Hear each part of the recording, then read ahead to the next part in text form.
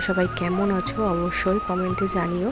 আর তোমাদের সাথে আজকে একটা নতুন ভিডিও শেয়ার করব, মানে রেসিপি ভিডিও। তো অনেক দিন পর আমি ভেবেছিলাম যে একটুখানি পাতায় ভাজা খাবো। তো কি পাতায় ভাজা খাবো ভাবতে ভাবতে ভাবলাম ডিম দিয়ে পাতায় ভাজা করি। এই রেসিপিটা না আমার দিদার কাছ থেকে আমার শেখা। কিন্তু আমার দিদা এত সুন্দর পাতায় ভাজা রান্না করে, আমি বলে বোঝাতে পারবো না সেটা কোনোদিনও।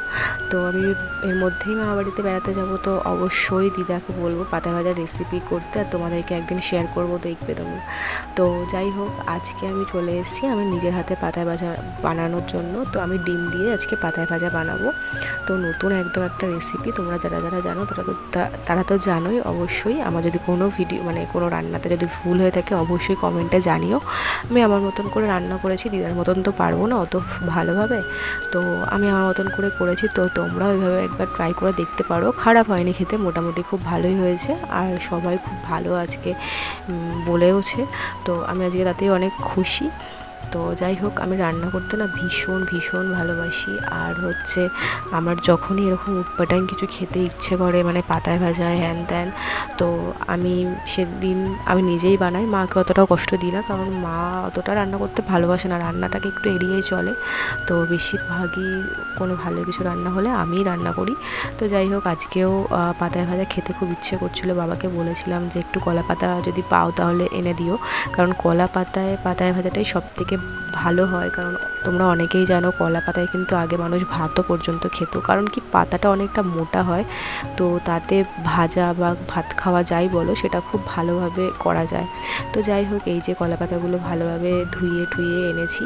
আর এর মধ্যে আমি বেশি কিছু উপকরণ দিইনি, জাস্ট একটু আদা আর শুকনো লঙ্কা আর 2-3টে কাঁচা লঙ্কা মতন, আর একটুখানির থেকে একটু বেশি 1 চামচ মতো একটু সর্ষে দিয়ে ওটাকে ভালো করে মিক্সারে একদম মিহি করে বেটে নিয়েছি। কারণ ওটা মিহি করেই বাটতে হবে, একটুও ছাবড়া ছাবড়া থাকলে হবে না, তাহলে দেখতেও ভালো লাগবে না আর খেতে তো ভালো লাগবেই না।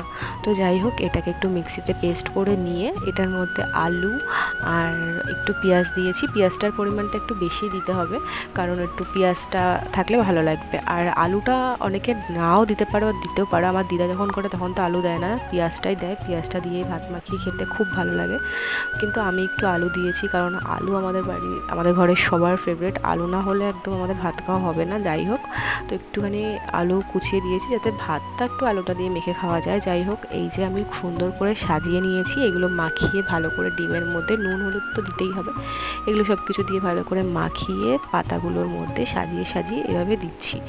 তো এই রান্নাটা না সত্যি কথা বলতে গেলে যদি তোমরা কাঠের জালে করো, যারা কাঠের জালে আছে মানে কাঠের উনুনে যারা রান্না করে তাদের খেতে খুবই ভালো হবে। কারণ এই রান্নাগুলোই পাতায় ভাজা রান্না বা যাই হোক, এইগুলো পাতায় ভাজাটা যেটাকে বলে, এটা একদম কাঠের উনুনে রান্না করতে মানে একদম মৃদু মৃদু আজে যেটা রান্না হয় সেটা খুব ভালো হবে।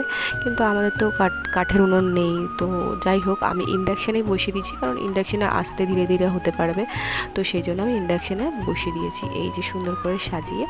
তো তারপরে ওটা প্রায় 20-25 মিনিট আস্তে আস্তে হয়েছে, তারপরে এটাকে উল্টে দেবো।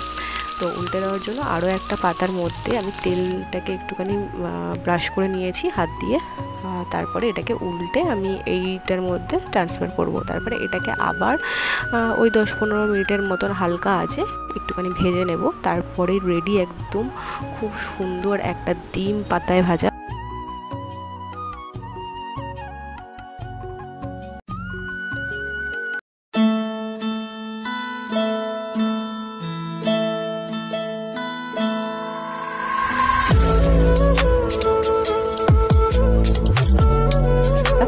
সত্যি বলছি, দেখতে যতটা না সুন্দর হয়েছে তার থেকে খেতে অনেক ভালো হয়েছে। আর আমাকে বাড়িতে সবাই বলেছে খুব সুন্দর হয়েছে, কারণ আমি এটা অনেক দিন পর বানিয়েছি। এটা আমি লাস্ট খেয়েছিলাম মা বাড়িতে আমার মামির হাতে। আমার মামিও ভালোই বানায়, এটা দিদার থেকে শিখে গেছে। তো যাই হোক, আমিও দিদার থেকে শিখেই বানিয়েছি, কিন্তু আমারটা দিদার মতন হয়নি, কিন্তু খাওয়া যাবে। তো তোমরাও এই রেসিপিটা একদম ঘরোয়াভাবে ট্রাই করতে পারো, আর ট্রাই করে অবশ্যই আমাকে কমেন্টে জানিও যে কেমন লাগলো। আর আজকে দুপুরবেলা এটা ছাড়াও আমাদের ঘরে ছিল এই পাতা মানে কি একটা পাতা বড়া করেছিল মা, আর উচ্ছে দিয়ে আলু দিয়ে তরকারি, আর লাল শাক ভাজা আলু দিয়ে। তো যাই হোক, এটাই ছিল আজকে আমাদের দুপুরবেলার রেসিপি। তারপরে স্নান করে ভাত বেড়ে সুন্দর করে সাজিয়ে নিয়ে বসে পড়েছি তোমাদেরকে দেখাবো আর খাবো বলে। সরি, তো তোমাদেরকে দিতে পারলাম না, কিন্তু সত্যি রেসিপিটা অনেক অনেক ভালো হয়েছে। তোমরা সত্যি ট্রাই করতে একদম ভুলো না। আর আমার ভিডিওগুলো যদি ভালো লেগে থাকে তাহলে অবশ্যই একটা লাইক করে যেও, তাতে অনেক মোটিভেটেড ফিল হয়। আর একটা কমেন্ট করে যেও, ভালো একটা লাভ দিয়ে দিও। তো যাই হোক, এরকম ভিডিও যদি তোমরা আরও দেখতে চাও আমাকে কমেন্টে জানিও, আমি তোমাদের অবশ্যই এরকম ভিডিও আনবো। কারণ আমি মাঝে মধ্যে রান্না করি, কিন্তু রান্নার ভিডিও করা হয় না। তো তোমরা যদি বলো অবশ্যই করবো। তাহলে এই পর্যন্ত, টাটা।